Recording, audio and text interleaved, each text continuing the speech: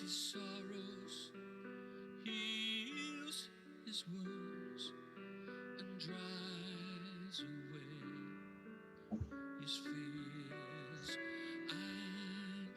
and it dries.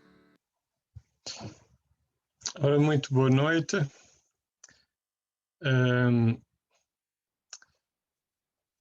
Muito bem-vindos. Estamos aqui mais uma noite para nós estudarmos acerca dos fundamentos da vida e dos fundamentos da fé, baseado no discipulado da Operação Timóteo. E nós, esta noite, iremos debruçar-nos acerca do capítulo 4 do volume 3, que trata transformando-se numa pessoa de caráter. E nós hoje iremos nos debruçar especialmente sobre o ponto 4, que é o tema O meu papel no desenvolvimento do caráter. Vamos também passar assim de uma forma muito breve pelo ponto 1, que é o que é o caráter, ponto 2, porque Deus desenvolve o caráter, e ponto 3, como Deus desenvolve o caráter. Iremos passar de uma forma rápida sobre estes 3 pontos e depois debruçar-nos de forma mais intensa e completa sobre este quarto ponto.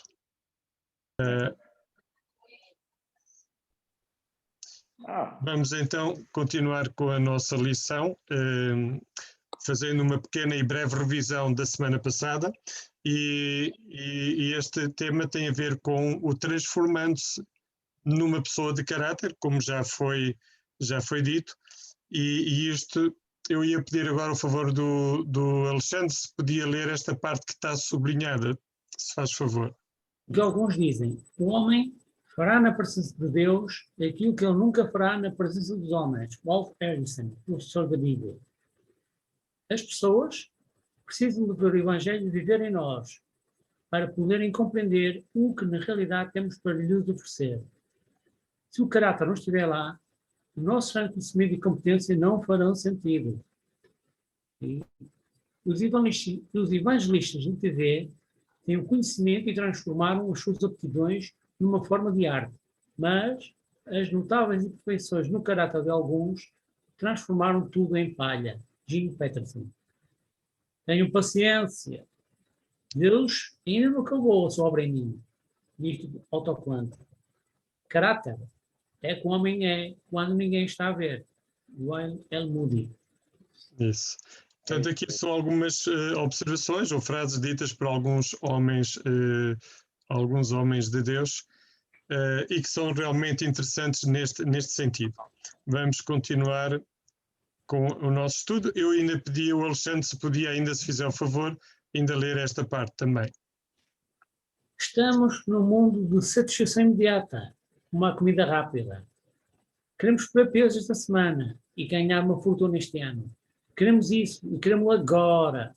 Mas algumas coisas não se conseguem da noite para o dia. Uma delas é o caráter. Deus quer construir em nós um caráter forte, com valores claros e integridade inabalável. Mas o velho ego tem de ser substituído por um novo homem. E nenhum homem se forma de um dia para o outro. Exatamente. É muito curioso como uma pessoa pode fazer uma formação secular, até uma formação superior, e, no entanto, ter problemas sérios de caráter.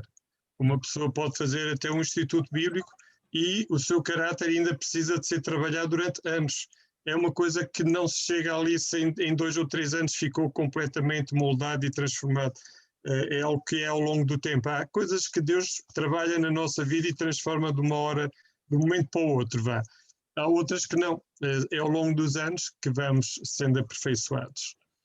Então, nós hoje temos aqui, vamos fazer de uma forma resumida o ponto 1, 2 e 3. O que é o caráter, porque Deus desenvolve o caráter, como Deus desenvolve o caráter. E depois iremos então fazer um estudo mais aprofundado acerca do ponto 4, que é o meu papel no desenvolvimento do caráter. O caráter está definido no dicionário como força moral ou ética. De uma forma mais completa, nós encontramos no dicionário da Porta Editora a dizer: caráter é a maneira habitual e constante de reagir, própria de cada indivíduo, índole, personalidade, temperamento, sentido ético, coerência, honestidade. Ou seja, temos aqui uma informação bastante clara e profunda acerca do caráter. Aqui temos: leia cuidadosamente a lista de frutos, dos atributos, frutos do Espírito, que encontramos em Gálatas 5:23. Eu pedi agora o favor da irmã Olinda, se pode ler. Gálatas 5, 22 e 23.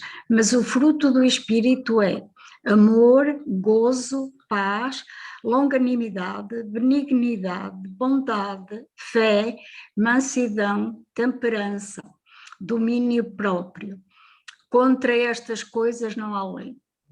Muito obrigado. Portanto, quando nós temos o Espírito em nós, nós já somos inclinados a dar estes frutos que vêm dele. E isto já é uma transformação que opera Deus na nossa vida, no nosso caráter. Claro que é uma luta que a Bíblia fala que há entre o Espírito e a carne, ou seja, a nossa carne muitas vezes tende ainda a viver a velha vida, e nós temos de estar constantemente a corrigir e a darmos mais prioridade e atenção ao Espírito. Segundo o versículo 22, qual é a fonte do caráter? Era o que eu estava a referir. Portanto, neste caso, a fonte do caráter, segundo, quando temos o Espírito Santo em nós, ele acaba por vir da parte do Espírito. Quando nós realmente humilhamos, ou seja, nós travamos a nossa carne, não é? Não deixamos que a nossa carnalidade se manifeste. A fazemos mortificar. Aqui damos liberdade a que o Espírito Santo se move em nós, e então, numa situação dessas, a fonte é o Espírito Santo. Qual é o padrão básico para o caráter de acordo com 1 de João 5, 2 e 3? Eu pedia também à irmã Olinda, se ainda pode ler este, faz favor. Nisto conhecemos que amamos os filhos de Deus, quando amamos a Deus e guardamos os seus mandamentos, porque este é o amor de Deus, que guardemos os seus mandamentos. Os seus mandamentos são pesados. Muito obrigado. Portanto, aqui, de acordo com esta passagem, o padrão básico, ele está centrado em amar a Deus e guardar os seus mandamentos. Se nós realmente colocarmos o nosso coração, os nossos olhos, o nosso foco em amar a Deus e guardar os seus mandamentos, porque na medida em que nós guardamos os seus mandamentos, estamos a demonstrar amor para com o Senhor. Se nós formos a João capítulo 14, nós vamos ver esta explicação a ser dada, não é? Ele diz que aquele que me ama é aquele que guarda e que cumpre os meus mandamentos, não é? Há aqui, portanto, uma reciprocidade. E então este é um padrão básico e fundamental, daí nós precisarmos termos comunhão com o Senhor. Vários aspectos do caráter cristão foram vistos a semana passada e identificados aqui nestas passagens a seguir, ou seja, em 1 Coríntios de 15:58, nós vimos que aqui a característica do caráter é ser firme, constante e abundante, sempre disponível, sempre pronto para colaborar na obra do Senhor. Vimos em 1 Tessalonicenses 5:8 ser grato em tudo. Em Tiago 2:8, amar o próximo como a nós mesmos.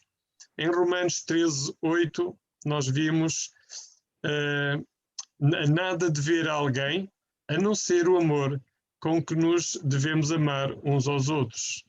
Em Mateus 7:12, nós vimos fazer aos outros o que gostaríamos que fizessem a nós. Isto foi tudo. Nós, a semana passada, inclusive, lemos os versículos, agora só estou a ler o resumo, ou seja, o que tem a ver com aquilo que afeta o caráter humano, a nossa atitude.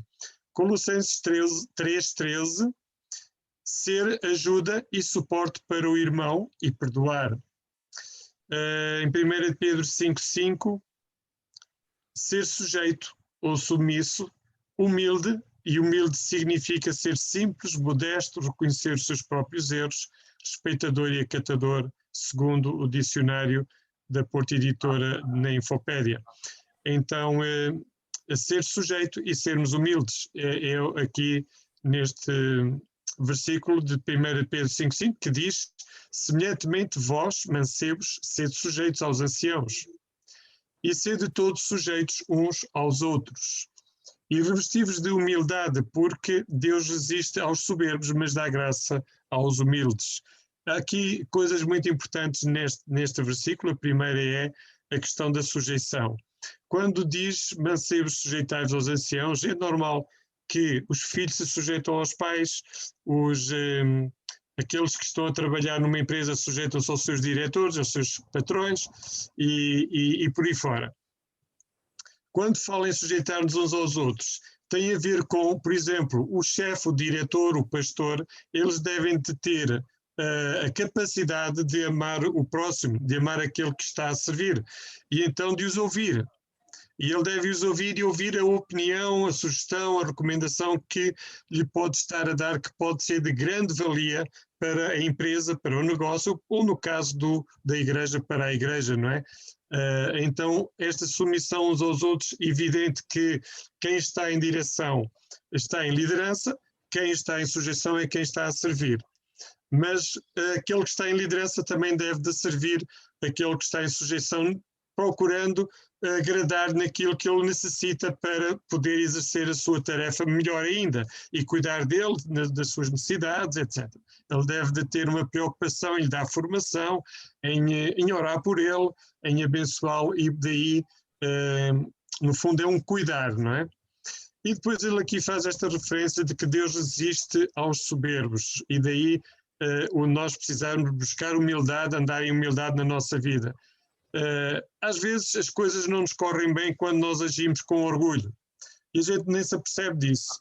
Só percebemos que algo não está a correr bem, há muita barreira, dificuldades, mas às vezes isso provém precisamente de nós estarmos com uma atitude arrogante ou orgulhosa. E a verdade é que o próprio Deus, é que reparem, contra o orgulhoso nem sequer o diabo precisa de se incomodar. O diabo nem precisa de fazer nada, porque o orgulhoso acaba por ter o próprio Deus a resistir. Portanto, há aqui dois pontos fulcrais, que é realmente sujeitarmos uns aos outros e também o aspecto da humildade. Nós temos agora aqui também em Mateus 5:8, ser puro e limpo de coração. Em 1 de Coríntios 6:20, guardar o nosso corpo de pecar, mas em santidade. Em Hebreus 12:14, seguir a paz e a santificação. Em 2 Coríntios 9:7, contribuir, dar com alegria de livre vontade e de coração. E Provérbios 19:11, reter a ira, ter domínio próprio e não transgredir, ou seja, não pecar. Provérbios 19:11, ou seja, tudo isto tem a ver com áreas que precisam de estar, digamos, dentro do nosso coração, do nosso caráter, para que nós possamos agir desta forma, não é? Para que o nosso caráter seja um caráter que glorifica a Deus. Por que é tão importante para Deus a transformação do caráter? Isto é uma pergunta. Em 2 de Pedro 1:3-9, o que devemos acrescentar à nossa fé? Nós não vamos agora ler, nós lemos isto na semana passada, mas o que acrescenta à nossa fé é a virtude, é o que fala em 2 de Pedro 1:3-9. É a virtude, e virtude significa, conforme o dicionário da Porta Editora, disposição habitual para a prática do bem, probidade e retidão, qualidade ou conjunto de boas qualidades morais, a excelência moral. Há por vezes situações em que, quando fala em virtude, está a referir-se ao Espírito Santo, ou seja, receber a virtude do Espírito Santo, o poder do Espírito Santo. Mas neste caso ele está-se a referir precisamente a esta virtude. Há virtude que significa a disposição habitual para a prática do bem, probidade, retidão, qualidade ou conjunto de boas qualidades morais, a excelência moral. Portanto, esta é uma das coisas que nós devemos de acrescentar à nossa fé. No versículo 3, de quem é o poder para fazer isto, e nós vemos que ele é de Deus. O poder vem através do Espírito Santo. E no versículos 9 e 10, quais os resultados? O resultado é fazer mais firme a nossa vocação e eleição, porque fazendo isto nunca jamais tropeçaremos. Portanto, isto é o resultado de nós acrescentarmos à fé a virtude e termos esta prática de boas obras, esta prática de fazermos aquilo que honra e glorifica e que é da vontade de Deus. Porque desenvolve Deus o caráter. Deus definiu limites para Adão e Eva, um mandamento para cumprir, mas eles falharam o teste. E eu agora peço o favor do Alexandre se pode ler aqui esta primeira pergunta. Que indicação encontramos em Gênesis 1:27 que mostra o desejo de Deus de termos um irrepreensível caráter em nós? Pode ler a passagem? Gênesis 1:27. E criou Deus o homem à sua imagem. À imagem de Deus o criou. Homem e mulher os criou. Muito bem. Então nós percebemos que ele aqui, a razão dele querer ver um caráter irrepreensível em nós tem a ver com o facto de ele nos ter criado à sua imagem. E a sua imagem é perfeita. Então ele quer nos moldar à sua imagem para que nós sejamos também perfeitos, não é? Prosseguindo, pode continuar ainda aqui a ler a próxima pergunta, faz favor. Qual é a base de aproximação de Deus para conosco, segundo Jeremias 31:3? Exato, segundo Jeremias 31:13 faz a base de aproximação. Pode ler a passagem? Jeremias 31:3. Há muito que o Senhor me apareceu, dizendo, porquanto com amor eterno te amei, por isso com benignidade te atraí. Isso. Portanto, a grande base é o amor eterno de Deus. Ou seja,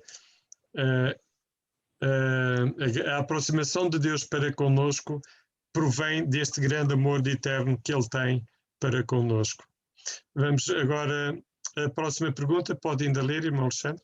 Em Filipenses 3:13-14, como é que Paulo vê o verdadeiro plano de Deus para ele? Isso.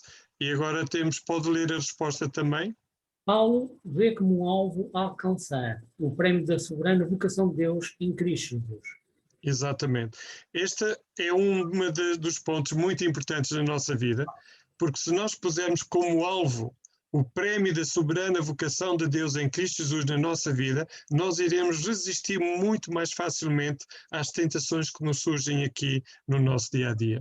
Nós, se pusermos como alvo o nosso foco neste prémio da soberana vocação de Deus em Cristo Jesus, nós iremos ter muito mais capacidade de discernir e de tomar ter uma firmeza bem maior. Muito obrigado, Alexandre.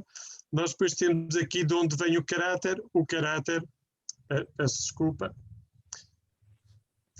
O caráter antes de Cristo vem de um coração pecador e por isso com muitas falhas, depois de receber a Cristo de um coração regenerado, transformado pela palavra e pelo Espírito de Deus, ou seja, um coração transformado e em transformação e com frutos do Espírito e com realmente uma melhoria no caráter também.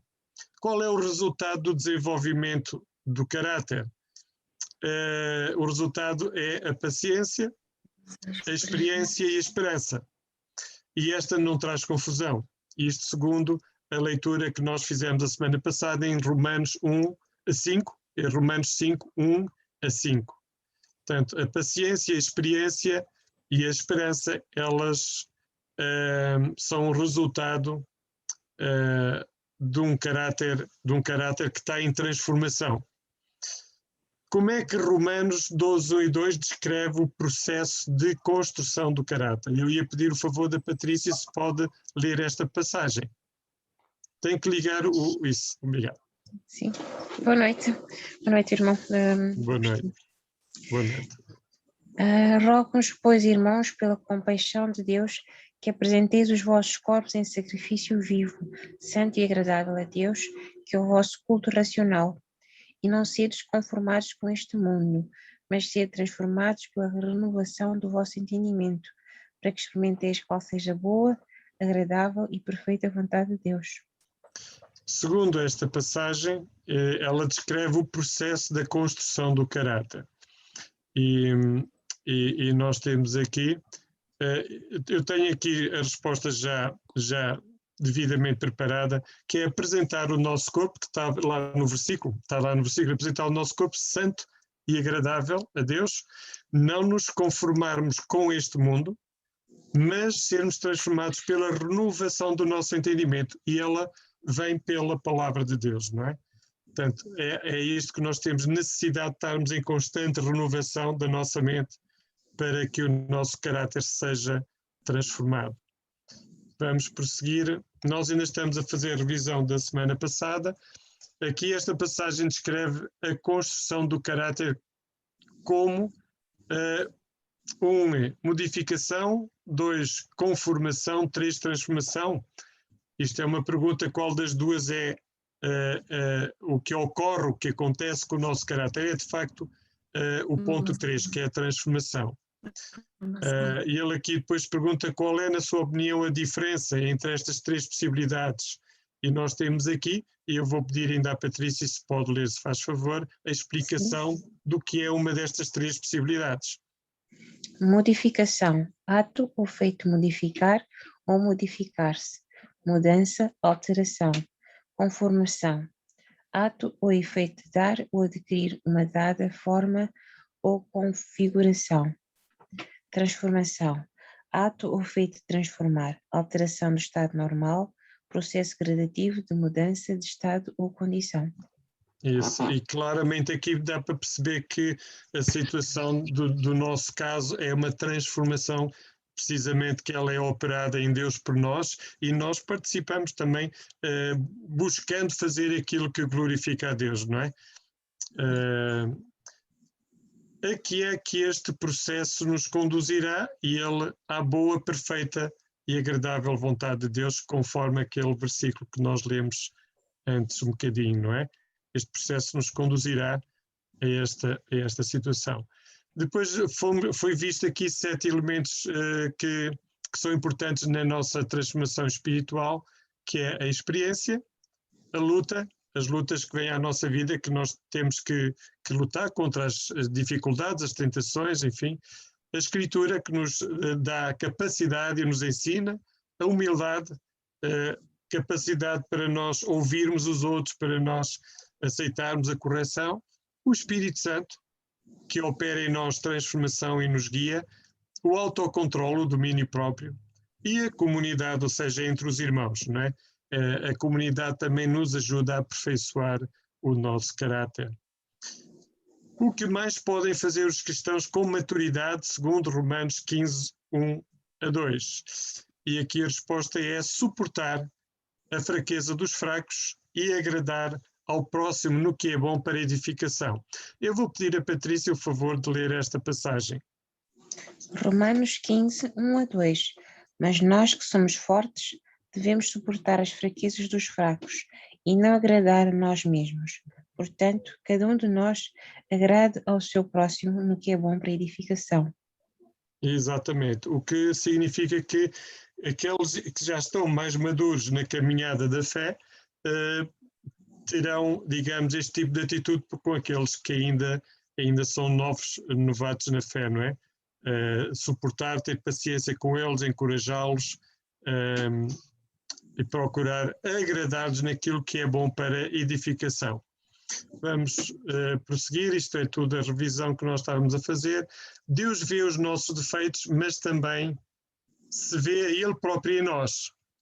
E a construção do nosso caráter é o seu trabalho constante de cinzel, removendo tudo o que seja imperfeito a nós. Isto tem a comparar com uma situação de Miguel Ângelo, que comprou uma pedra e ele já estava a ver naquela pedra um anjo preciosamente esculpido naquela pedra, e ele já estava a ver o que iria sair de lá e não o estado em que ela estava. E então Deus também nos vê dessa maneira, não é? Nós estamos a ser trabalhados para sermos aperfeiçoados, não é? Como Deus desenvolve o caráter? Eu ia pedir o favor agora do Rudy, se pode ler esta parte aqui. Tem que ligar o micro, Rudy. Sí, hermano. Sim. Boa noite. Olá, boa noite. Era como Dios desenvolve o carácter. David Dravekin, jogador de béisbol, perdeu seu braço esquerdo quando estava no topo de sua carreira. Ele disse aos jornalistas: compreendi que Deus está realmente a moldar o meu carácter. Compreendi que o verdadeiro crescimento do nosso caráter tem lugar nos vales de nossa vida. Muito obrigado, Rudy. Muito obrigado. Este é um caso tremendo. Alguém que perde um braço, um desportista, que não pode fazer o seu desporto, que eu entendo este tipo de desporto, sem ter um braço, penso eu. E ele perde o braço e a maneira como ele entendeu da parte de Deus como uma via de trabalhar no caráter dele, não é? Muitas vezes isto ajuda-nos a nós a ganharmos coragem e ânimo quando vemos estes testemunhos, este exemplo. Agora há aqui uma afirmação surpreendente em Romanos 8, 28, que pode ler o Rudy, se faz favor. Romanos 8, 28. Romanos 8, 28. E sabemos que todas as coisas contribuem juntamente para o bem daqueles que amam a Deus, daqueles que são chamados segundo o seu propósito. Muito obrigado. Portanto, isto ajuda-nos a realmente encararmos as situações difíceis de outra maneira, perceber que tudo isto no conjunto, as coisas melhores, boas, fáceis e as menos boas, as difíceis, todas elas no seu conjunto vão contribuir para o nosso bem, para o propósito que Deus tem para a nossa vida. Isto foi já visto a semana passada, estamos quase já a terminar esta revisão breve. Temos aqui como poderia esta verdade afetar de maneira a maneira como enfrenta a vida diária, e aqui uma resposta seria: ao compreender esta verdade, podemos descansar e confiar em Deus, e sabemos que a crise agora trará algo muito bom mais à frente, tanto aqui na Terra como para a eternidade. Aqui em Hebreus 12, 7 a 11, como é que esta passagem define tribulações? Ela define as tribulações como um meio de nos disciplinar, corrigir, a fim de sermos participantes da santidade de Deus. Pode também ser um meio de prova, conforme 1 Pedro 1,7. Ou seja, as tribulações, elas acabam por ser um meio de nos corrigir, de nos disciplinar, a fim de sermos participantes da santidade de Deus. Há mesmo uma passagem na Escritura que faz referência, que não é esta, que faz referência a que se nós não estamos com a correção, se nós não somos corrigidos, então nós, se não estamos sobre disciplina, então nós não somos filhos. Diz mesmo, somos bastardos, não somos filhos. Então é muito importante nós entendermos que a correção de Deus na nossa vida é para o nosso bem e devemos de a aceitar na nossa vida. De que forma a disciplina afetou a sua educação? Isto cada um de nós pode dar a sua resposta. Eu, por exemplo, tornou-me mais disciplinado, mais firme e mais maduro para a vida. Eu tenho um amigo que ele por acaso é pastor numa igreja em Livramento, e por acaso chama-se Alexandre, e ele uma vez disse aqui há uns anos atrás, há uns 5, 6 anos ou 7, ele estava com um problema de dor nos rins, com pedra nos rins, numa grande aflição, e ele depois de ter passado aquela crise, ele disse-me a mim: eu peço a Deus que me ajude a passar as aflições, mas que não me livre delas, porque eu não quero ser um bebê toda a vida, eu quero ser um homem maduro. E então ele entendeu que muitas vezes as aflições, elas trabalham a nossa vida para o nosso bem, não é? A palavra disciplina, segundo o Porto Editora, ela significa conjunto de regras ou ordens que regem o comportamento de uma pessoa ou coletividade. Ela significa a observância das regras, a obediência, a capacidade de controlar um determinado comportamento de forma a respeitar regras ou conseguir resultados. Também pode significar um conjunto de conhecimentos específicos que se ensinam em cada cadeira de um estabelecimento escolar. Mas no nosso caso, digamos que se pode ver logo no ponto 1, conjunto de regras ou ordens que regem o comportamento de uma pessoa ou coletividade, não é? Como explicação de disciplina. Aqui na bolinha também diz que a disciplina vem da palavra discípulo e que significa o estudante dedicado. Portanto, aqui é com outro sentido. Agora temos aqui esta parte que eu ia pedir o favor do irmão Pedro Parente, se podia ler aqui esta passagem de Tiago. Leia Tiago 1, 2 a 4. Que atitude devemos ter para com as provações? Pode ler, se faz favor. Tiago 1, 2 a 4. Meus irmãos, tende grande gozo quando cairdes, passar-se ser provado em várias tentações, sabendo que a prova da vossa fé opera a paciência. Tenha, porém, a paciência a sua obra perfeita, para que sejais perfeitos e completos, sem faltar em coisa alguma. Muito bem. Que atitude devemos ter com as provações? É interessante que nós, neste versículo, nós vemos que uma das atitudes é, ainda por cima, ter gozo. Ainda por cima, nós temos alegria, temos gozo, não é? Quando passamos pelas provações. É claro que uma outra atitude que nós precisamos de ter é resistir à tentação, não é? E depois a consequência disto, a prova da nossa fé vai operar a tal paciência, e esta paciência ela está a trabalhar na nossa vida para uma obra perfeita, para que nós nos tornemos pessoas perfeitas e completas, não é? E agora aqui, vindo aqui abaixo, temos também a parte aqui de Tiago, o que podemos retirar de Tiago 5, 10 a 11, para termos coragem no sofrimento. Eu ia pedir o favor também de ler. Pedro Parente, faz favor. Meus irmãos, tomai por exemplo de aflição e paciência os profetas que falaram em nome do Senhor. Eis que temos por bem-aventurados os que sofreram. Ouvistes qual foi a paciência de Jó? E vistes o fim que o Senhor lhe deu? Porque o Senhor é muito misericordioso e piedoso. Exatamente. Ou seja, esta é uma passagem que nos ajuda a ganhar coragem e ânimo face ao sofrimento, não é? Mostrando aquilo que outros já passaram, o caso de Jó.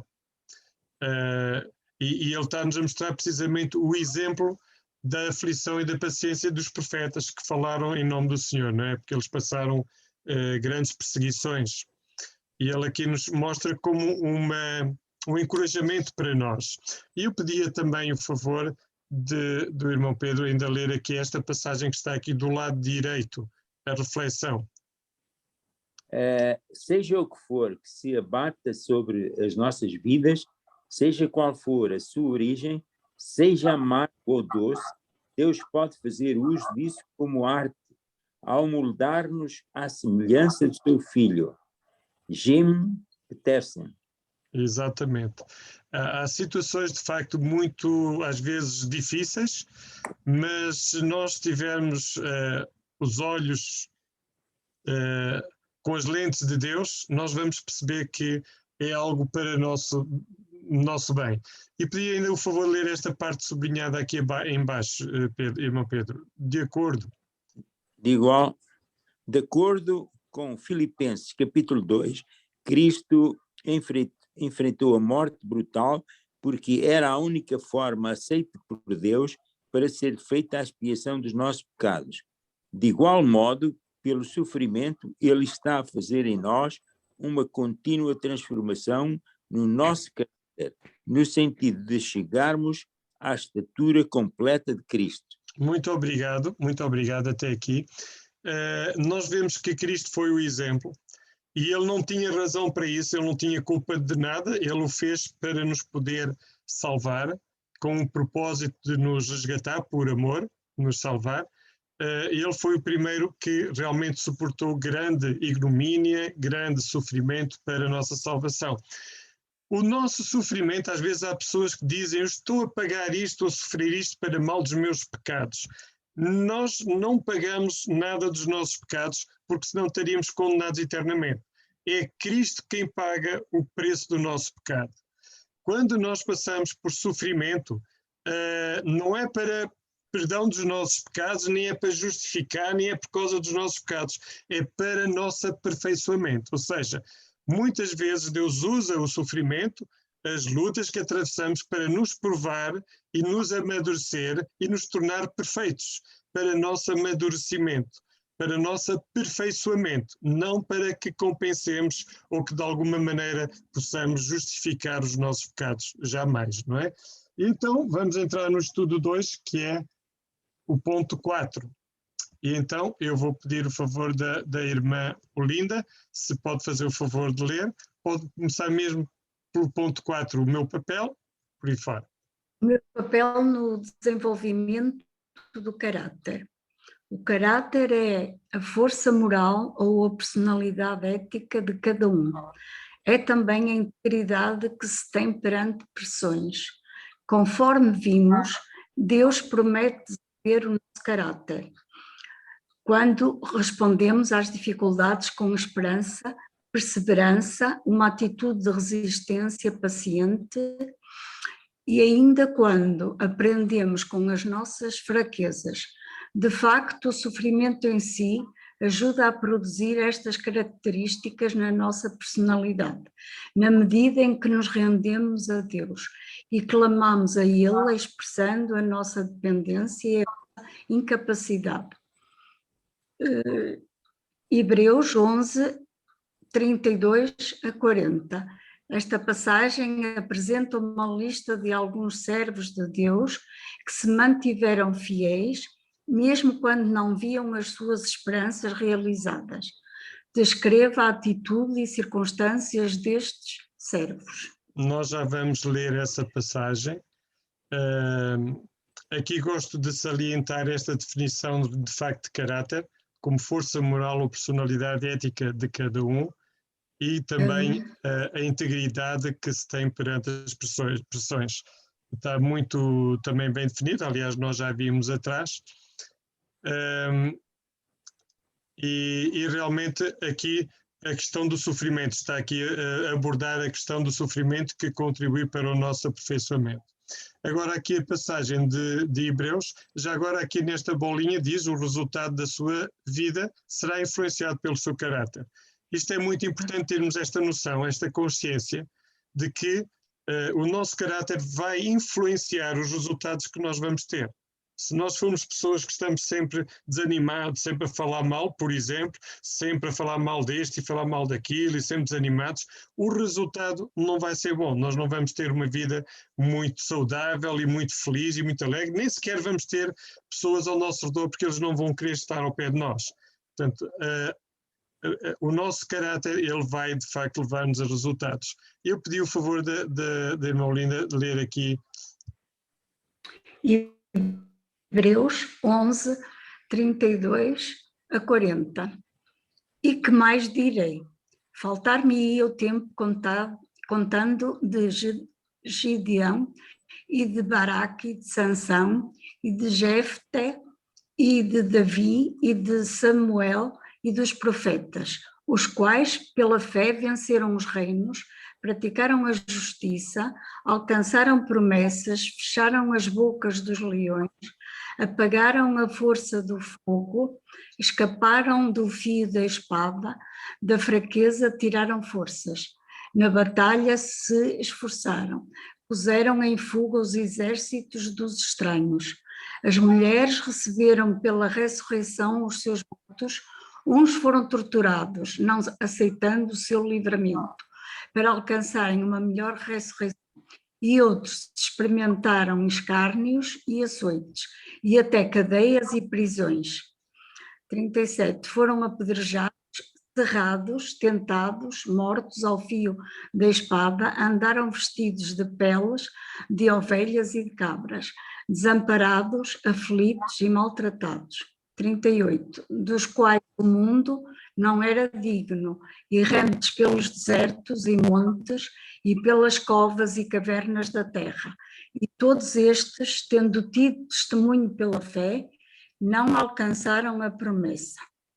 40. Provendo Deus alguma coisa melhor a nosso respeito, para que eles, sem nós, não fossem aperfeiçoados. Hebreus Vejamos o que 11, eles... 24. Pela fé, Moisés. Sim, pode continuar. Pela fé, Moisés, sendo já grande, recusou ser chamado filho da filha de Faraó. 25. Escolhendo antes ser maltratado com o povo de Deus, do que por um pouco de tempo ter o gozo do pecado. 26. Tendo por maiores riquezas o vitupério de Cristo do que os tesouros do Egito, porque tinha em vista a recompensa. Exatamente. Nós vemos aqui uma lista de sofrimentos que os profetas passaram, os antepassados crentes em Deus, no Senhor, seus servos passaram, apedrejamentos, cerrados, tentados, desamparados e por aí fora. E vemos, por exemplo, aqui o exemplo também de Moisés, não é? Que ele, sendo filho que tinha sido recolhido pela filha de Faraó, ele preferiu ser maltratado com o povo do que ser filho da filha de Faraó. Porquê? Porque ele tinha em vista algo muito melhor, algo futuro. E é dessa maneira que nós precisamos, de facto, de encarar e de ver as situações, por vezes, quando nos vem à nossa vida. Isto dá-nos não só coragem, forças, mas também nos faz tomar a decisão certa no momento certo. Não é? E ele aqui diz, descreva a atitude e circunstâncias destes servos. A atitude deles foi de firmeza, de pôr os olhos e foco nas coisas futuras no meio das adversidades desta vida. E depois temos aqui a repetição da situação de Moisés, que nos mostra que ele acabou por escolher antes ser maltratado com o povo de Deus do que por um pouco de tempo ter o gozo do pecado, tendo por maiores riquezas o vitupério de Cristo do que os tesouros do Egito. Podemos comparar os tesouros do Egito aos tesouros da terra, o que a terra nos oferece, as casas, os carros, as riquezas terrenas, não é? Porque tinha em vista uma recompensa, ou seja, nós podemos ter coisas, não é proibido ter coisas, nós não podemos é ter o nosso coração nas coisas e não podemos tratar das coisas como se fosse a razão da nossa vida, não é? Precisamos de as tratar como mordomos, como algo que Deus nos deu temporariamente e não é nada nosso, estamos cá apenas de passagem. Vamos prosseguir então com o nosso estudo. Ele aqui pergunta como reage a isto. Cada um poderá fazer a sua conclusão. Pessoalmente penso que só é possível tais feitos pelo poder de Deus e uma completa confiança e entrega a Ele. Ou seja, ninguém consegue ter um compromisso desta maneira com Deus, ficar firme desta maneira como os profetas e Moisés ficaram, se não for realmente alguém com uma fé firme no Senhor e ter a presença do Senhor, do Espírito Santo em nós, que nos dá o poder para nós perseverarmos. Em Hebreus 12, 1 a 4, continua com esta linha de pensamento, como devemos responder a esta situação que constroem o nosso caráter. Eu aqui pedi o favor da Patrícia, se podia ler esta parte, se faz favor. Hebreus 12, 1 a 4. Portanto, nós também, pois que estamos rodeados de uma tão grande nuvem de testemunhas, deixemos todo o embaraço e o pecado que de tão perto nos rodeia e corramos com paciência a carreira que nos está proposta, olhando para Jesus, autor e consumador da fé, o qual, pelo gozo que lhe estava proposto, suportou a cruz, desprezando a afronta, e assentou-se à destra do trono de Deus. Considerai, pois, aquele que suportou tais contradições dos pecadores contra si mesmo, para que não enfraqueçais, desfalecendo em vossos ânimos. Ainda não resististe até ao sangue, combatendo contra o pecado. Isso. Obrigada, Patrícia. Nós, nesta passagem, vemos que o resistir até ao sangue é mesmo até à morte, não é? Portanto, nós vemos que houve discípulos do Senhor que foram mortos à espada e das mais variadas apedrejados, e esse foi mesmo até ao sangue, não é? Mas quando ele aqui, o escritor de Hebreus, que pensamos que tenha sido Paulo, escreve, ele está a falar para alguém que ainda não tinha pago com a própria vida, não é? Não tinha ainda resistido até ao sangue.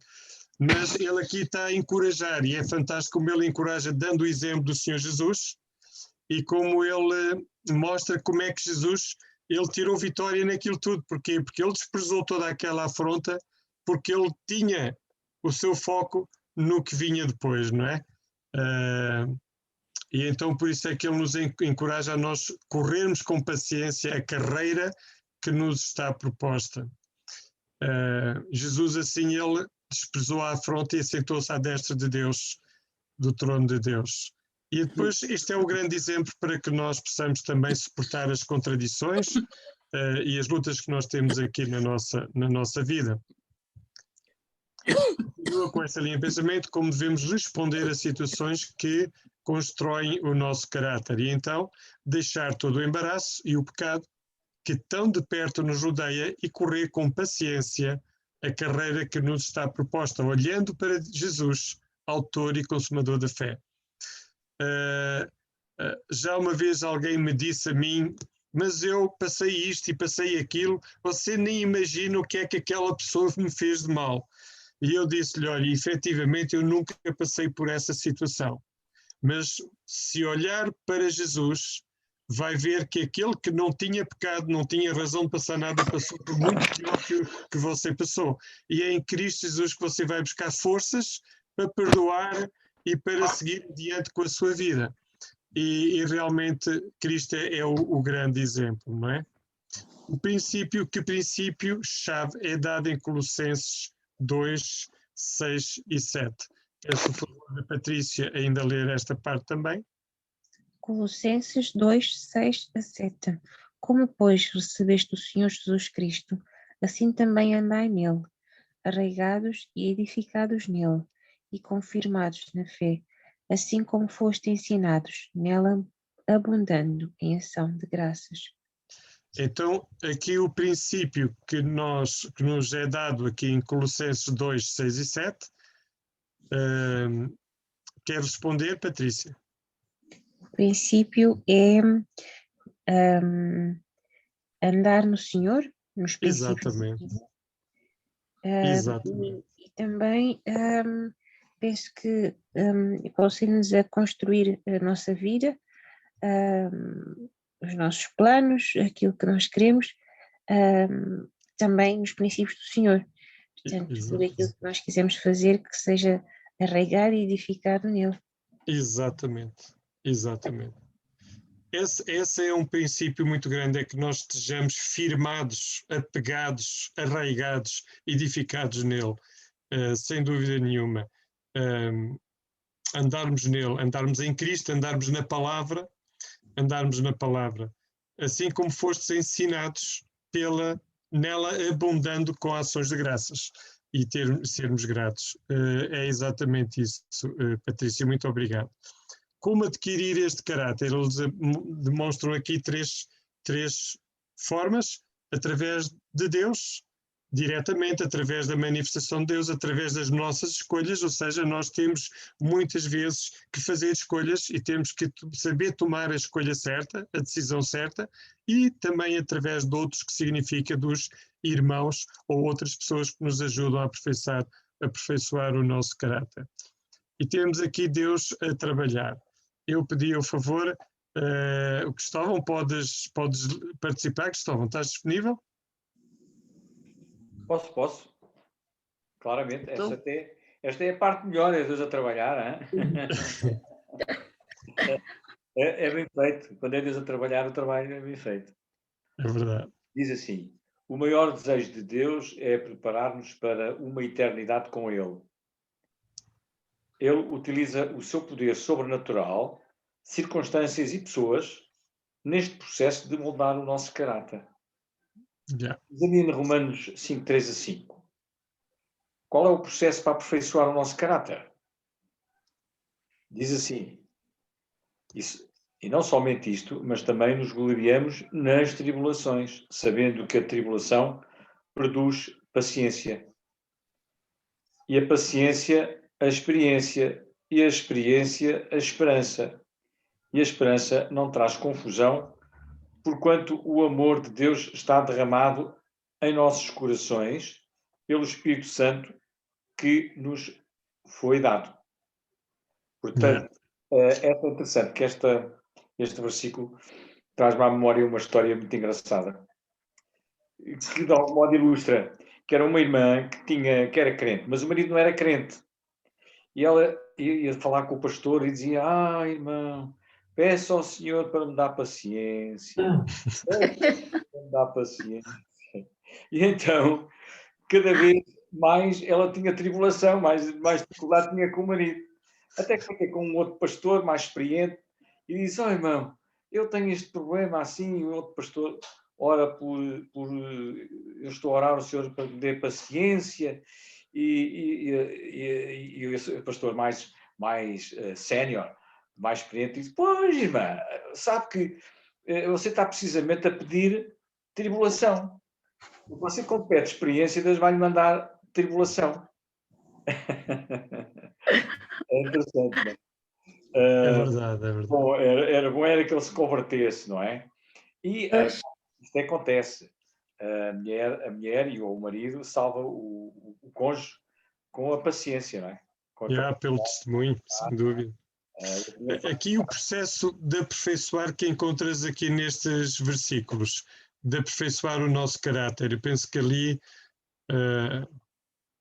exato, a partir do verso logo 3... É a paciência, depois a paciência gera também a experiência, não é? Exatamente. Experiência, pela tribulação que produz a paciência e, por sua vez, exatamente, a paciência. Não traz confusão.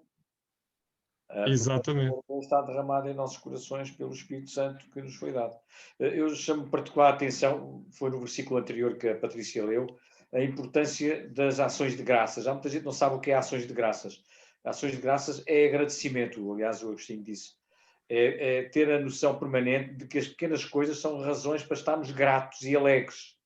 Ou seja, ver aquilo que alguns dizem, os psicólogos, o que está no copo, não é o que falta no copo. Nós muitas vezes só estamos habituados, e mesmo os crentes e os cristãos, por vezes só olhamos para o que falta no copo, mas esquecemos o que tem o copo. Não é? E é muita coisa, e isso é o suficiente para estarmos alegres e gratos ao Senhor. Claro, agora esse processo de crescimento, nós sabemos que é fundamental. Portanto, convém nós termos que o processo começa pela tribulação, que produz a paciência, e a paciência, a experiência e esta a esperança. Muito bem. O que é que Deus nos disciplina? Cristóvão, podes ainda ler também esta, fazes favor? Porque é que Ele nos disciplina, nos corrige? Há pouco referiste bem a disciplina de matemática, a disciplina não é nesse sentido. Há bocado, quando falavas nisso, eu senti. Disciplina é uma penalização, é uma repreensão. Como nós disciplinamos um filho, não é? Que hoje os psicólogos dizem que a gente não deve dar um açoite a uma criança. Só se perdem as que caem no chão, não é? Se for com amor, só se perdem as que caem no chão. De facto, a repreensão é fundamental no processo de aprendizagem. E como nós estamos no processo de aprendizagem, para deixarmos de ser meninos, porque somos meninos, exatamente, uma dificuldade, uma luta, uma adversidade, contribui a disciplina, portanto, que Deus manda para nós melhorarmos. Aliás, não há desenvolvimento, não há aperfeiçoamento sem tribulação. Isto é, a bonança, o bem bom, não leva a desenvolvimento de nenhuma qualidade, nem de vantagens. É evidente que quando nós saímos do processo da tribulação e temos a bonança, devemos aproveitá-lo para investir no ensino, no estudo, na oração, mas há muitos que usam a bonança, mas é logo para as férias nas Caraíbas, para usarem, claro, depois vem outra vez a disciplina, não é? Se bem que isso é legítimo, mas se não for equilibrado, aí a disciplina vem.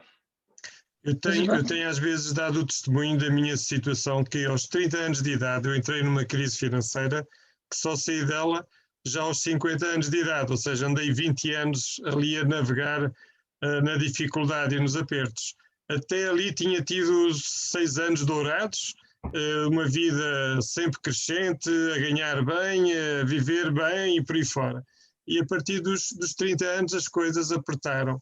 E muita gente não entende que eu diga graças a Deus. Porquê? Porque aquele período de 18 a 20 anos de dificuldades e de aperto foram a razão de eu e a minha família tornar-nos pessoas maduras. Os meus filhos não foram apaparicados, digamos, daqueles que não lhes falta nada. Não, eles tiveram que lutar, tiveram que trabalhar, eles tiveram que crescer a saber como é que custa a vida. Nós começamos a dar muito mais valor às coisas e não gastar de qualquer maneira o dinheiro, ou seja, nós amadurecemos. E ao fim desses anos eu pude olhar para trás e dizer assim: Senhor, muito obrigado, porque foi para o meu bem, foi para o bem da minha família, tornar uma família realmente madura. E foi a tribulação, foi realmente os apertos que nos puseram aí, e dou graças a Deus por isso. Cristóvão, podes ler aqui então a passagem? Porque aqueles, na verdade, por um pouco de tempo, nos corrigiam como bem lhes parecia, mas este, para o nosso proveito, para sermos participantes da sua santidade. E, na verdade, toda a correção ao presente, cá está, castigo, a dor, não é? Não parece ser de gozo, senão de tristeza, mas depois produz um fruto pacífico de justiça nos exercitados por ela. Deixem-me só comentar. Eu tenho refletido muito sobre isto, tenho pensado muito neste assunto, até para mim mesmo, e eu penso que o ponto, eu aliás oro ao Senhor e peço ao Senhor que eu não necessite de uma correção, ou seja, que eu não viva distraído. Eu penso que os crentes falham normalmente numa coisa que é muito importante para Deus, que é Mateus 6,33, que é buscar primeiro o reino de Deus. É efetivamente viver centrado naquilo que é a vontade de Deus, que é o seu reino. E quando as nossas prioridades ficam desfasadas da prioridade de Deus, entramos no processo de correção logo. Até podemos estar a fazer coisas boas. Por exemplo, trabalhar. Trabalhar não é honesto? Trabalhar é uma coisa muito importante. Mas se eu trabalho mais e se não busco a Deus e se não tenho intimidade com Deus o suficiente, eu vou experimentar correção.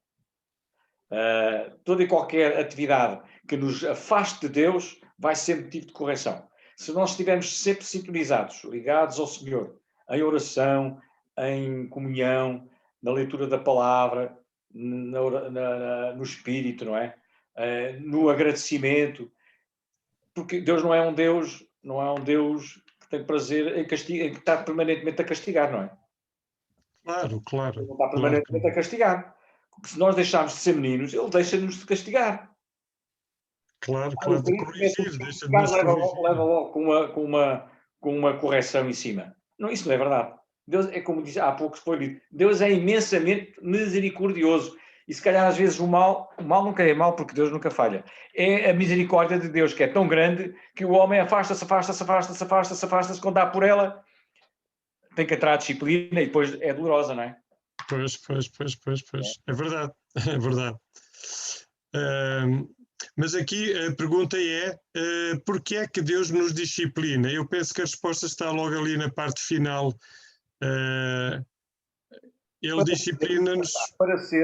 Para o nosso proveito, para sermos participantes na sua santidade. O que é santidade? Santidade não é na cara de beato e nariz comprido, como dizia o meu pai.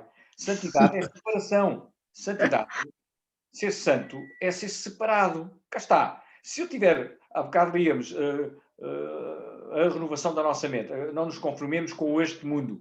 A maioria dos crentes estão conformados com este mundo. E enquanto não aprenderem a separarem-se o máximo possível, vão ser disciplinados. É verdade. É mesmo verdade. Mas é porque Deus nos ama. Isso é sinal de que Deus não nos deixou, não nos abandonou. Não, exatamente, é um bom sintoma. Porque o que Deus efetivamente mais deseja é a intimidade connosco, com cada um de nós. Yeah. Nós vemos aqui na última frase, aqui nós vemos que a disciplina ela depois produz um fruto pacífico de justiça nos exercitados por ela. Ou seja, ela traz no fundo um resultado fantástico à nossa vida. No efeito Mas é tudo aquilo que também disseste, sem dúvida nenhuma. no fundo, a pessoa acaba por se aperceber da importância do relacionamento, da intimidade com Deus. Depois aqui pergunta, Deus já operou na sua vida desta maneira? Como? Não sei se queres dar algum exemplo deste tipo. Ai, não. Há até alguns pormenores que guardo só para mim. Mas é que Deus exerce mesmo. E é fantástico a maneira como é um corretivo perfeito, eficaz. E a gente diz, Senhor, obrigado, Senhor, foi perfeito. Eu percebi perfeitamente. E é como diz também, e temos que tomar atenção a isto. Eu há dias falando com uma pessoa, uma irmã na fé, uma irmã minha mesmo e na fé, que estava a passar por uma grande tribulação, a prova da nossa fé, porque às vezes não, está tudo bem, nós até nos portamos bem, nós estamos com intimidade com o Senhor, mas a provação vem. E qual é a razão? É para provar a fé se estás Para firme. provar que a fé está firme. Exatamente. Já não somos meninos e continuamos a ser provados. É a prova da nossa fé. Portanto, o Deus quer fazer-nos ainda crescer mais, sermos ainda mais fortes, não é? Yeah. Eu posso falar um instante. Sim. Diga. Eu tive um exemplo. A minha filha teve muito, muito mal, quase a morrer. E então eu só ouvia aquilo na minha cabeça. Então, antes de começares a ler a Bíblia, tudo corria bem. Então agora, como é que é? Tem sido umas coisas atrás das outras. O meu marido já tinha tido também um AVC, foi assim, coisas umas atrás das outras. Mas eu senti que era Satanás a provar-me se realmente eu seguia em frente ou não. Porque eu era há muito pouco tempo crente, eu só fui crente aos 40 anos, como já disse. Pronto, era isto. Muito bem. Ele está sempre para provar. Prosseguindo agora com o nosso estudo. Obrigada, Olinda. E Cristóvão, obrigado. No âmago da perseverança ou paciência está uma escolha que só eu posso fazer. Cá está, à parte de Deus e à parte das escolhas que nós também precisamos ser nós a fazer, não é? Que escolha é essa e como é que se relaciona no nosso caráter? Aceitar, uma das escolhas é de facto aceitarmos a correção e gloriar-nos na tribulação como um desafio e crescer por meio delas. Como vindo muitas das vezes de Deus para nosso bem. Normalmente vem de Deus para nosso bem. E também as escolhas face às várias situações que nós temos sempre relativamente à vida, seja tentações, seja provações, seja dificuldades, temos sempre a possibilidade de escolher fazer aquilo que Deus nos guia e nos ensina a fazer, ou fazer aquilo que é o contrário e depois sujeitarmos às consequências. Mas interessa referir também uma situação, só a título de testemunho pessoal, amanhã provavelmente vou falar um pouco nisso, que é, por vezes, há provações que Deus nos lança, mas que é tribulação, mas Ele próprio tem automaticamente, eu não gosto desta palavra, mas já tem a solução para o assunto. E nós só temos que estar quietinhos e ver Deus a trabalhar. Eu acho isso fantástico. É verdade. É uma coisa fantástica. A gente vê Deus a trabalhar, estamos a ser provados e diz, Senhor, então como é que é? Eu portei-me bem, está tudo bem. E ele tem calma, que eu já tenho a solução. E a gente espera mais um bocadinho e vemos mais à frente tudo resolvido. Eu ia pedir agora, obrigado Cristóvão, ia pedir agora o favor do irmão Pedro, se pode ler agora, podemos desenvolver o caráter, se pode continuar esta leitura. Tem que ligar o micro, irmão Pedro.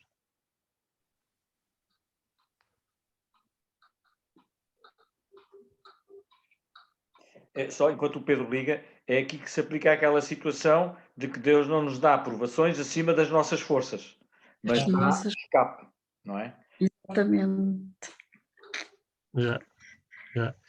Irmão Pedro, pode então ler agora este parágrafo inicial, faz favor.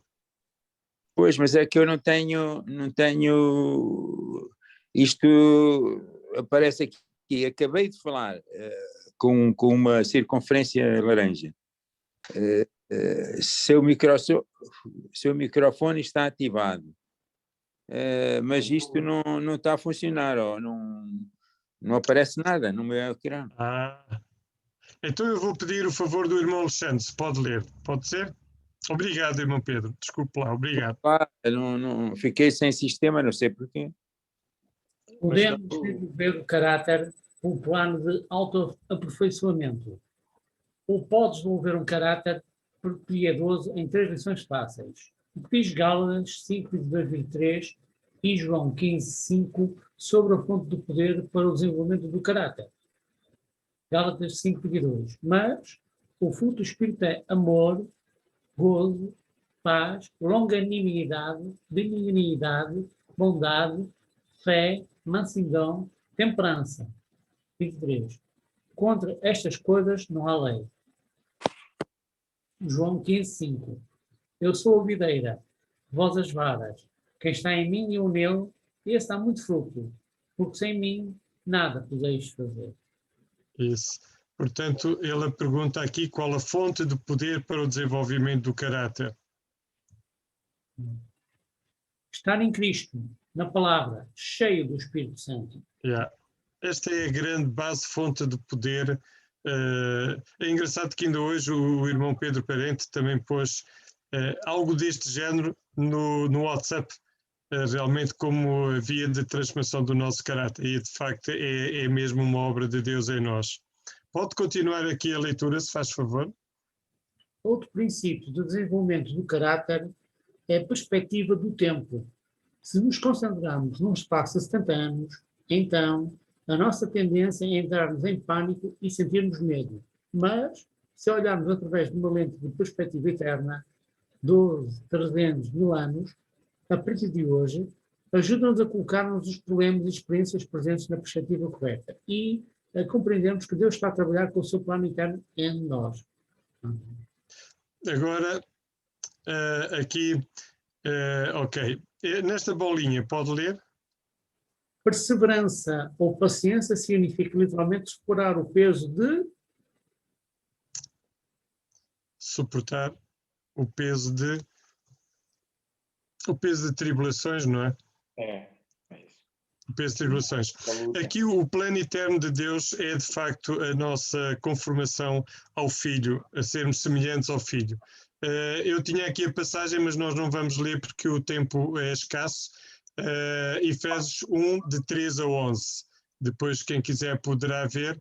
Diz que, no 4, diz que Ele nos elegeu nele antes da fundação do mundo, para que fôssemos santos e irrepreensíveis diante dele em amor, e nos predestinou para filhos de adoção por Cristo Jesus. Ou seja, Ele tem este plano eterno para nós. E depois diz aqui no ponto 6, também no verso 6, para louvor da glória da sua graça, pela qual nos fez agradáveis assim no amado, em quem temos a redenção pelo seu sangue, a remissão das ofensas segundo as riquezas da sua graça. E depois ainda nos diz aqui, no verso 10, tornar a congregar em Cristo todas as coisas na dispensação da plenitude dos tempos, tanto as que estão nos céus como as que estão na terra, predestinados conforme o propósito daquele que faz todas as coisas segundo o conselho da sua vontade. Ou seja, Deus tem um propósito, e este propósito tem a ver com o tornar a congregar em Cristo todas as coisas, reunir em Cristo todas as coisas na dispensação da plenitude dos tempos. Tanto as que estão nos céus como as que estão na terra irão ser todas elas congregadas em Cristo. Este é um plano eterno que Deus tem e que Ele irá cumpri-lo completamente. E eu trouxe esta por causa de fazer aqui referência ao plano eterno. Um olhar para o interior. Eu ia pedir agora o favor da Patrícia, se pode ler. No desenvolvimento do caráter, Deus chama-nos para examinarmos o nosso interior. O meu verdadeiro caráter está refletido nos meus pensamentos e atitudes, os meus valores. Neste gráfico, o meu caráter começa com a minha visão do mundo, que por sua vez é influenciada pela minha visão de Deus. O meu caráter é refletido nos meus valores e finalmente revelado no meu comportamento. Yeah. Nós vemos aqui a visão do mundo que deve ser influenciada pela palavra de Deus. Temos os valores que nós temos, que também vêm da palavra de Deus, e este vai nos levar aos nossos comportamentos. Pode ler agora o parágrafo a seguir, se faz favor. Leia Mateus 5, 1 a 11, 27 a 28. Estudo o Sermão da Montanha em Mateus 5, 1 a 11.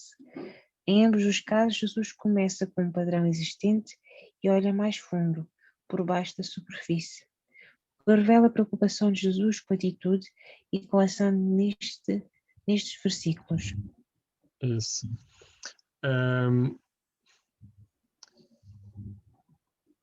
Pode ler esta passagem? Mateus 5, 27 a 28. Ouvistes que foi dito aos antigos, não cometerás adultério. Eu, porém, vos digo que qualquer que atentar numa mulher para cobiçar, já em seu coração cometeu adultério com ela. Isso. Então Jesus, ele revela uma preocupação com a atitude e com a ação nestes versículos. Nós não vamos ler o Mateus 5, 1 a 11, mas poderão depois ler em casa, que tem a ver com as bem-aventuranças, porque o nosso tempo já está no fim, mas eu tenho aqui, digamos, a resposta baseada nas duas passagens. E então, cada atitude e ação revela o coração da pessoa e conduz a uma consequência ou recompensa, que nestes casos culminam em grande galardão.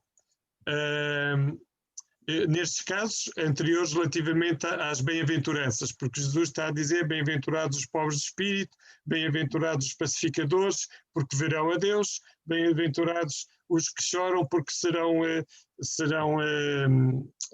confortados, e por aí fora. Ou seja, ele está constantemente a dar-lhes uma consequência que será gerada pelo que eles hoje passam, algo que é maravilhoso para a eternidade, não é? E que culmina num galardão e o ser chamados filhos de Deus, ver a Deus, alcançar misericórdia, herdar a terra, etc. E então a preocupação de Jesus é precisamente esta, é que nós deixemos de ter os olhos nas coisas terrenas, como ele demonstra que só olhar para uma mulher com intenção impura já cometeu adultério, e então ele quer que nós tiremos os olhos das coisas da terra e coloquemos nas coisas celestes, e que muitas vezes o passarmos aflições aqui acaba por nos dar um futuro muito melhor, eterno, do que nós aqui estarmos a dar largas a uma vida mundana e estarmos absolutamente condenados para a eternidade. Vamos prosseguir aqui. Patrícia, pode ainda ler aqui, se faz favor? Questões de honestidade, integridade e humildade são o centro do nosso caráter ou personalidade moral. Escreva Provérbios 26, 24 nas suas próprias palavras. Provérbios 26, 24. Aquele que odeia dissimula com os seus lábios, mas no seu íntimo encobre o engano. Isso. Pode ler também aqui a resposta. Aquele que odeia não é sincero e no seu coração procura o mal do próximo. Exatamente. Aqui pode ler aqui também esta bolinha. Se disser a verdade, não tem de se lembrar de mais nada. Isso. Isto é uma afirmação tremenda e é fantástico como realmente, mesmo na política, que hoje há poucos políticos que falam a verdade, muito poucos mesmo, não é? Mas aqueles que falam a verdade, eles não têm nada a temer. Porquê? Porque eles não têm que se lembrar a mentira que falaram. Eles disseram a verdade. E isto é uma vantagem tremenda para qualquer situação de trabalho, de profissão, na família, em qualquer lugar, não é? É muito importante. Isto tem a ver, claro, com o caráter. Pode ler a seguir este parágrafo. Começa com muitas pessoas. Muitas pessoas fazem vista grossa nas pequenas coisas, tais como dizer meias verdades, levar para casa material de escritório, aumentar a conta das despesas, falsificar as faturas dos táxis ou ter pensamentos impuros. Indique uma área da sua vida onde luta por ser inteiramente honesto. Yeah. Isto é uma coisa agora pessoal que cada um de vós e eu deveremos de pensar.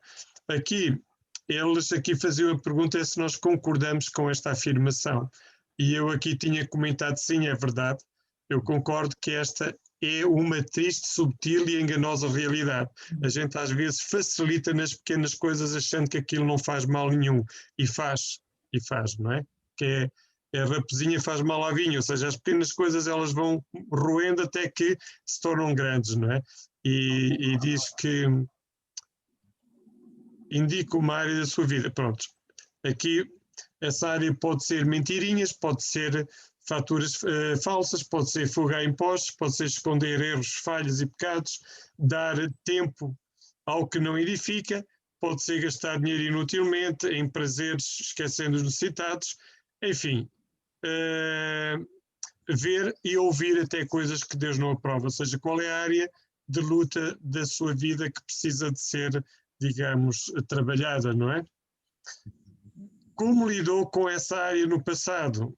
Claro, cada um poderá dar a sua resposta, mas corrigir outras ainda a corrigir. E o lidar com esta área no passado é lutar, realmente deixar de fazer, praticar com oração e pedir às vezes ajuda a alguém para nos orar e nos aconselhar a como vencer nessas dificuldades.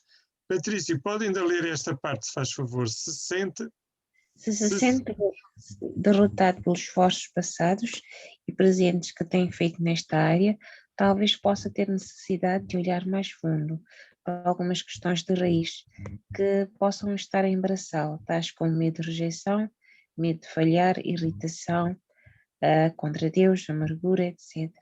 Passe algum tempo refletindo e permitindo que Deus examine o seu coração nestas áreas. Confesse tudo aquilo que Deus lhe revelar e peça misericórdia e orientação de Deus para lidar com isso. Que princípio se encontra em Lucas 16:10 relacionado com o caráter? Pronto, esta parte toda é algo que todos nós devemos de fazer este exercício agora, agora não, mas depois do estudo, ou amanhã, ou num momento tranquilo, fazermos este exercício realmente de avaliar as várias áreas da nossa vida que precisam de ser examinadas e confessadas diante do Senhor, até pedindo orientação e misericórdia, não é? Agora, esta passagem aqui em Lucas 16:10, pode ler? Quem é fiel no mínimo, também é fiel no muito. Quem é injusto no mínimo, também é injusto no muito. Exatamente. Nós muitas vezes facilitamos porque é uma coisa de nada, mas a verdade é que isso vai revelar como é que eu irei depois agir quando estiver colocado numa situação de maior importância. Pode ler o que está aqui na bolinha? Integridade, uma vez perdida, é quase impossível recuperá-la. É verdade. É verdade. Eu agora, obrigado Patrícia, eu agora ia pedir o favor do irmão Pedro, não sei se agora já tem, já consegue ler, já está a ver. Já. Obrigado. Ajuda de outro.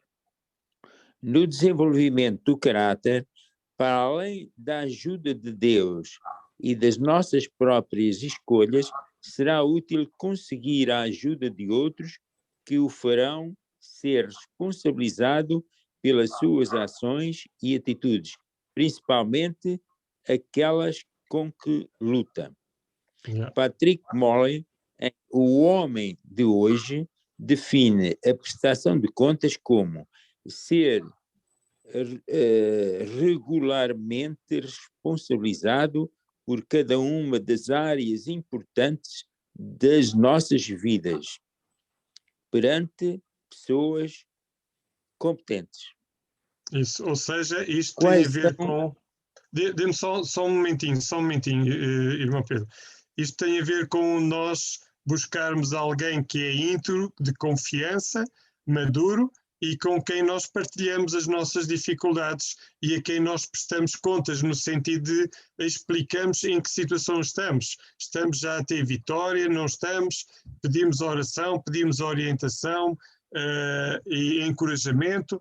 E então termos alguém a quem nós prestamos contas ajuda muito a ter vitória nas áreas de fraqueza da nossa vida. E é isto que agora trata. Portanto, nós tivemos a ver o aspecto em relação a Deus, Deus a trabalhar na nossa vida pelo Espírito, pela palavra. Vimos em relação a nós tomarmos as nossas escolhas e decisões, que Deus também nos dá essa condição de nós tomarmos essas escolhas e decisões na nossa vida sobre os vários aspectos. E também a ajuda dos irmãos da igreja, de alguém realmente com maturidade, alguém de confiança. Pode continuar a leitura, se faz favor. Quais são as áreas importantes? Tempo, integridade. Tempo com Deus, com o cônjuge, com os nossos filhos. Integridade nas finanças, no trabalho, das amizades. Quem são estas pessoas competentes? Alguém que tem amor a Deus, compaixão para ajudar os outros, capacidade para dizer a verdade honestamente, mas em amor. Isso, portanto, isto é a que diz pessoa... o verbo. Dê-me só um segundinho. Isto é a pessoa com quem nós podemos desafiar, convidar para prestarmos contas, não é? Normalmente nós fazemos isto ou é com o pastor ou é com alguém de muita confiança, uma pessoa madura, ou é com a nossa esposa, se somos casados, ou a esposa com o marido. Podemos fazer sempre com alguém de confiança. Se não for a esposa ou a mãe, normalmente devemos procurar um outro homem. Não devemos procurar uma mulher, mas um homem. E uma mulher deve procurar outra mulher para dar essa prestação de contas. Uma mulher madura, uma mulher realmente responsável. Uma mulher, como diz aqui, que tem o amor de Deus, ou um homem que tem o amor de Deus, que tem compaixão e gosto em ajudar os outros, que é madura também. Aqui não refere, mas é parte desse princípio, que é uma pessoa madura, uma pessoa honesta, com capacidade de falar a verdade, mas em amor. Pode continuar então a leitura, por favor. O que diz Provérbios 27:17 a respeito desta prestação de contas. Como o ferro, com ferro se aguça, assim o homem afia o rosto do seu amigo. Isso. Portanto, ele aqui, a respeito da prestação de contas, o que ele nos está a dizer é que nós devemos ajudar-nos e prestar contas uns aos outros.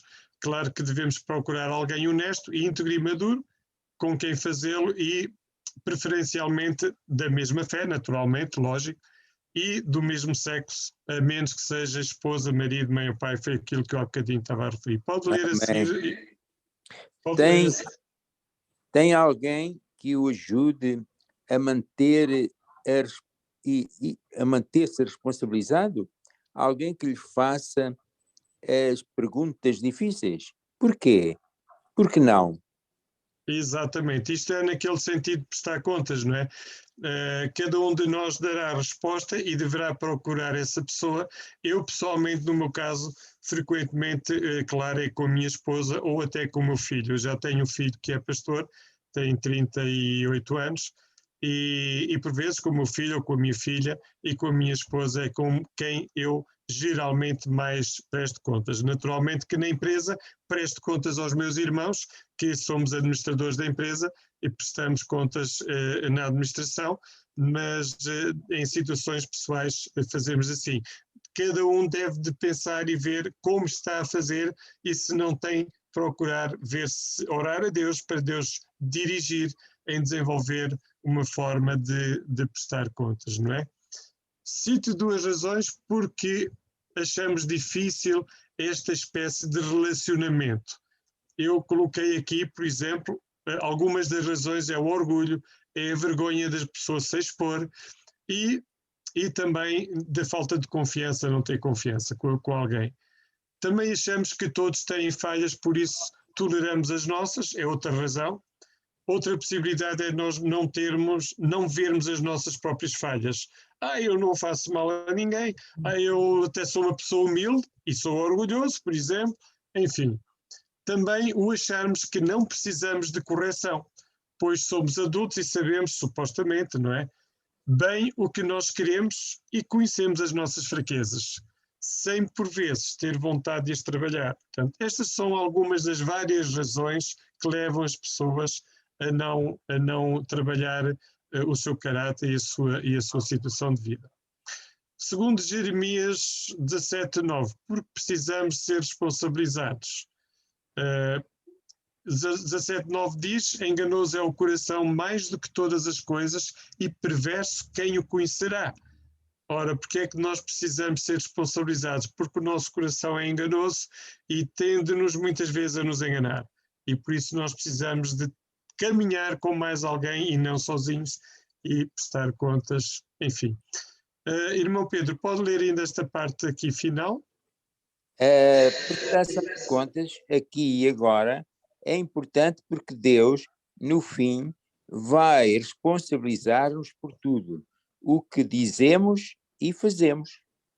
Exatamente.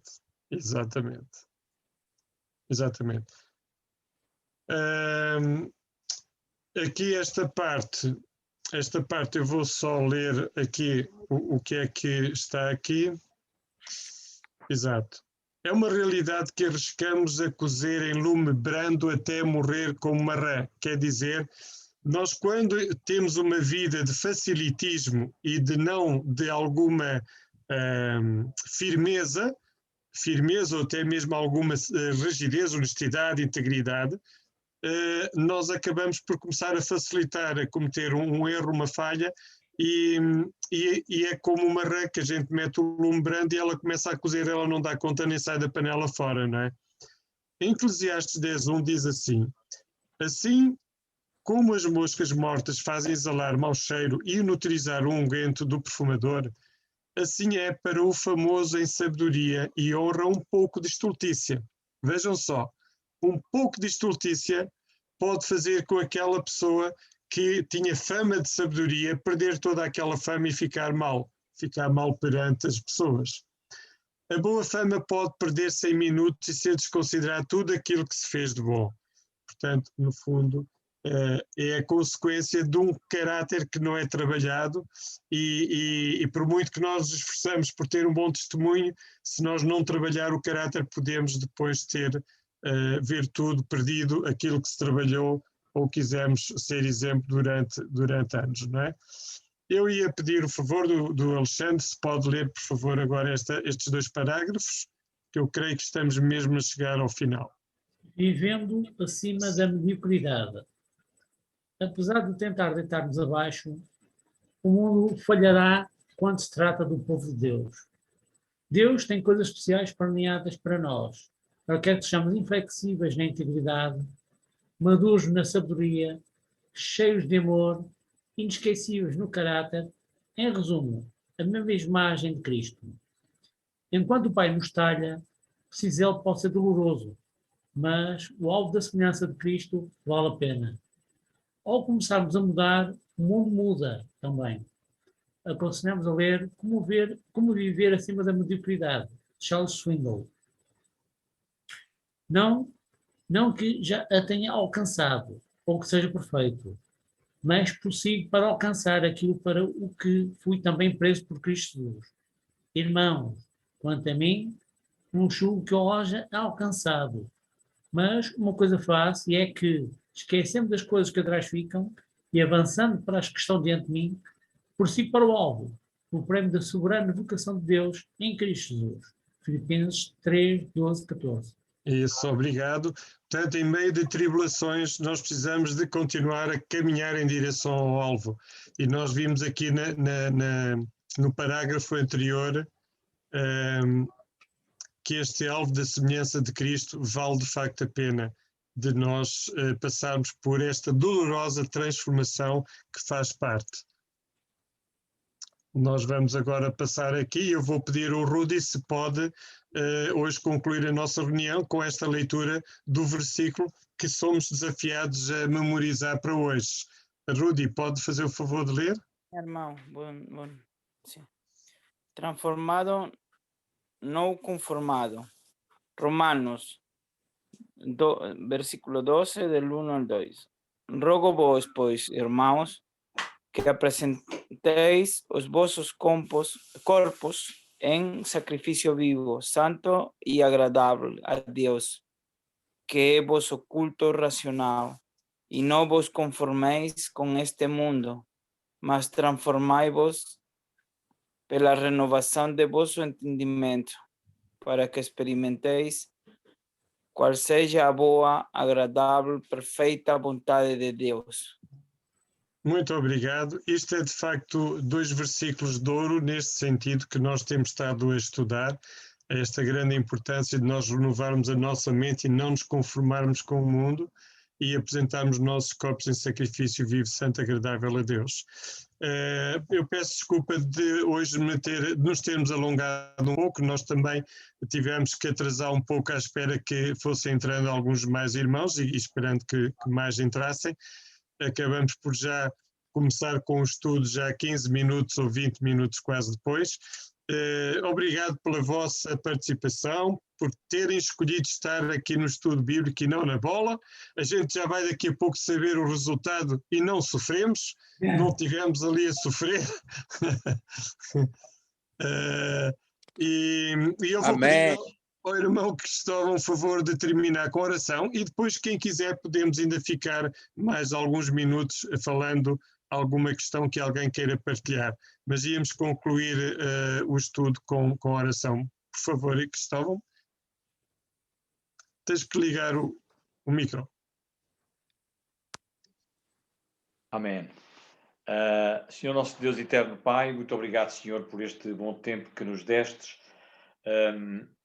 Foi muito bom, a tua palavra voltou a falar aos nossos corações. Não é que nós sejamos perfeitos, como dizia o teu servo Paulo, mas prosseguimos também para o alvo. Sabemos que a justiça é consagrada pelo teu Santo Filho, é por ele que nós temos aceitação e audição no teu trono de graça e misericórdia, mas temos que realmente porfiar, por entrar pela porta estreita. E por isso, Senhor, ajuda cada um dos teus filhinhos que aqui está e que aqui esteve, Senhor, nesta caminhada, e aqueles que nos faltam aqui, nossos companheiros e irmãos, que também certamente necessitam da tua graça e da tua misericórdia, da tua ajuda. Fica connosco esta noite, com a tua paz, com a tua consolação. Dá-nos, pois, uma noite tranquila. Pedimos estas ricas bênçãos em nome de Jesus. Amém. Amém. Só para saberem que na próxima semana nós vamos ter este tema que é procurando a intimidade com Deus. É um tema muito, muito interessante e os pontos que nós iremos falar é quem é Deus, como é que Deus nos procura, como podemos crescer em intimidade com Deus, como podemos também encontrar Deus em nosso sofrimento. Vão ser também temas extremamente importantes para nós estudarmos na próxima semana. E concluímos assim o nosso estudo 2. Desejamos uma boa noite a todos e até a próxima quarta-feira, até a próxima lição, se Deus quiser. Muito boa noite e muito obrigado pela vossa participação também. Boa noite, obrigado.